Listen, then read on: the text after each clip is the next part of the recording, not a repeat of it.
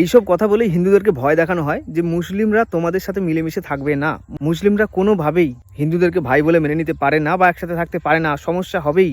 তো এখন থেকে শুধরে যাও, মুসলিমদের প্রতি একটা বিদ্বেষ সৃষ্টি করো, এইভাবেই বোঝানো হয়।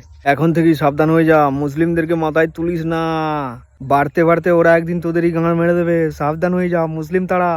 ওদের তো ধর্মগ্রন্থে লেখাই রয়েছে হিন্দুদের নিধনে ওদের পুণ্য, তাহলে ওরা হিন্দুকে ছাড়বে?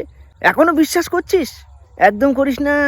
ওরা হিংসা বিদ্বেষ মারামারি ছাড়া কিছুই বোঝে না, শুধু মারবে, মেরে কেটে দেবে, এটাই ওদের কাজ। ওরা সবসময় মার কাটারি, কিন্তু মারামারি ছাড়া কিছুই বোঝে না। একটা মুসলিম 10-15টা হিন্দুকে এমনি মেরে দেবে, কেটে দেবে, হ্যাঁ, তখন বুঝবে ঠেলা। এই জিনিসগুলো পুরোটাই ভুল। এইভাবে কোনো একটা জাতি ধর্মকে বিচার করা যায় না।